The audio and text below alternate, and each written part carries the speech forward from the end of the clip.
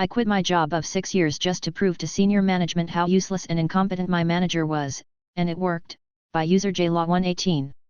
I started my last job in 2017. I was a part-time warehouse worker who over a few years was promoted into a transport admin/management role. Myself and another colleague ran our department between us, only really reporting to our then line manager if we needed support with any part of our job, or time off etc., but other than that he trusted us completely to run things. It wasn't without its stressful days, but we had a really good thing going.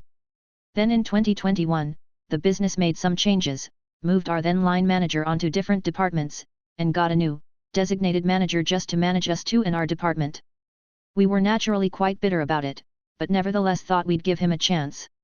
He turned out to be an absolute control freak and a bully. But he was strange. He could be very supportive one minute, then a manipulative bully the next. He loved poking fun out of the fact I had a car accident last year. He loved solely targeting me for the bad jobs, and loved causing trouble between me and other colleagues. Then in March this year, my girlfriend fell ill whilst pregnant and was forced to give birth to our son 6 weeks prematurely. It was quite an awful, traumatic time, and I ended up having 3 weeks off work. When I returned, I had a mountain of work to catch up on that nobody covered in my absence. Followed by me trying to catch up on it, and my manager pulling me away to do other projects for him, when his other 2 staff members weren't doing anything, then when my work was late, was forever kicking off at me that I couldn't manage my time properly etc. etc. Then in May he made a major mistake, and pinned the blame on me for it. It caused issues between me and 2 colleagues I had to work closely with, and I was threatened with disciplinary action. Then I just got thinking to myself, without me running his department, he is nothing. Without me he wouldn't have a job.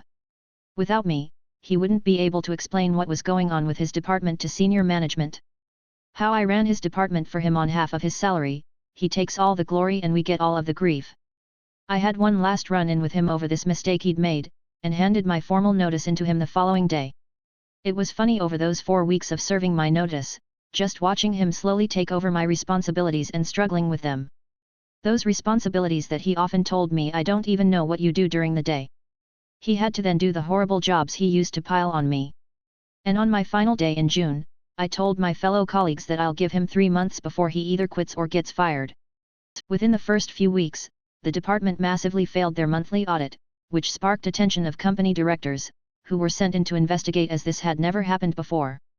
Then bang on a month later, I was on holiday and had one of the senior managers ringing me and texting me asking for passwords for systems, as my line manager had gone on holiday and hadn't organized anything. I ignored him because I didn't work there anymore and I was on holiday. Then he kept continuing to make mistakes. He hadn't ordered essential items, which caused trouble for the site. He didn't have a clue about the job in question as I originally was out to prove. Then a month after that, he was suspended from his duties pending further investigation, as management finally realized he couldn't do his job in question. Month after that, management claimed he quit with immediate effect. I think he was fired. But either way, my 3 months prediction was right, and he couldn't run that shift without me. It really is petty revenge quitting a job to prove a point, but it proved the point. Good riddance. I now run my own business, have a much better work/life balance, earning more than I could ever dream of in that place, and life is fantastic. Fuck your files, by user Chuaku. So, I've just been hired for this company, we agreed on 35,000 BHT/month, Thai baht currency, and today is my payday, and they paid me 4,000 BHT, I asked why? They said, because I'm on my probation, it is not stated in the contract, and they did not tell me when hiring, that on the probation period I only get $310 a day for my 8 hours of work. So, I checked the contract, and they didn't say fuck about me deleting all the work I have done for them. I'm a translator, translate contracts, loan etc. So I deleted every fucking files I've translated, some due for the government and loaner for view tomorrow, or the day after tomorrow, so it's very urgent. I deleted them all and format the damn computer, they don't have cloud so nothing is stored, and fuck myself off. Update, they called me and asked me to go back tomorrow to explain the reason they only gave me 300 a day, and they'd like their files back. But I'm not planning to go, so I'm sorry I can't provide you with further updates. Oops, forgot to tell my neighbor about our new fence, by user Steven and Lindastoch. Edit, there isn't actually a 2-property HOA. We say that as a joke because she is constantly trying to tell her what to do. When we first moved here, we thought she was being helpful because this is our first experience with the suburbs and we had moved to a new state. We realized pretty quickly that she just likes telling people what to do. We moved to a new city 3 years ago and we specifically told our realtor we would not buy a property that was subject to an HOA. She came through. No HOA. Apparently someone forgot to tell our neighbor. Either that, or our realtor didn't notice our house is in a 2-member HOA controlled by our neighbor. She called the city because we got a dog. She called the city because we were in our backyard at night. She called me because I gave her kid SMOREs. She lost it on my kid and then called my daughter a liar when she was like, I don't need this, I have math homework. She also told us the property line is about 3 feet closer to our house than it actually is. I'm sorry, what? We had a boundary survey done before getting a privacy fence. I forgot to tell her and the contractors are out there now loudly installing the posts. Oh, and I think their sprinklers are in our yard. Bummer. Edit, there isn't actually a 2-property HOA. We say that as a joke because she is constantly trying to tell her what to do. When we first moved here, we thought she was being helpful because this is our first experience with the suburbs and we had moved to a new state. We realized pretty quickly that she just likes telling people what to do. Neighbor cut my sunshade straps, by user Sarafalip. Few weeks ago I pulled into a campground. Next door neighbor had used up his entire spot and had a shed on my lot by a few inches. Behind the shed on the other side he kept his trash cans. I set up my camper, put out my awning and dropped my screened-in porch.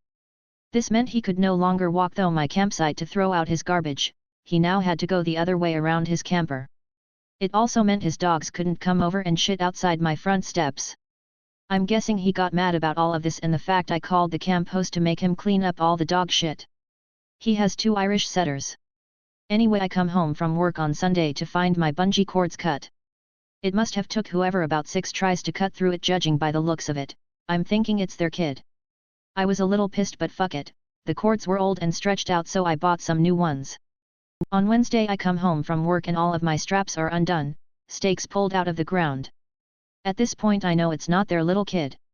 I put my new locking straps on, set up my new camera to look out the window and went on my way. Next Sunday I come home from work, my straps are cut and part of one is tossed on the roof. Check the camera and I'll be damned if this asshole cuts my straps with a set of shears from his shed. Alright fuck face, game on. I stew for a few days thinking about how I'm going to fuck this asshat over. Light bulb goes off and I shoot up to Lowe's and purchase 2 fly traps. You fill these bags with water and they trap flies. 100s of them and they smell like a steaming dead body smothered with fresh diarrhea. I waited almost a week until they were full. Next Sunday morning at 5:30 as I'm about to leave for work, I have my camper hooked up and ready to leave. I dump the first one down his fresh air intake on his brand new Ram 3500 dually.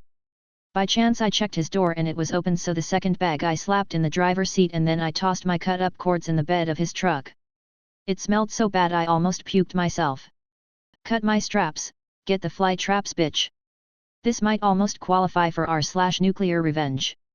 I'm told I'm pretty extreme and there really isn't any in between. Tit for tat. Tit for tat motherfucker. Recreated a Grey's Anatomy scene to insult my father's mistress, by user 319889. I'm 35M. My dad, 67M, separated from my mom, 68F, a couple years ago. He's a drunk and cheated for years. My mom found out he had been traveling for work and actually had been meeting a girl, 40F, from his old neighborhood. This girl knew my dad was married. Once he moved out he made his relationship with this woman official, they moved in together, he even financed her new shoes business. My mom and my dad still have a business together, they're still married for insurance reasons, they see each other every day, my sister still talks and has dinner with him once a month, he still drinks every weekend, he asks my mom about how me and my sister are doing, he still finds his way to get invited to the family Christmas parties and pretty much nothing has changed for him even though he cheated and left us. So I decided to cut him off my life cause it enrages me so much that there are no consequences for what he did. I have no contact with him whatsoever.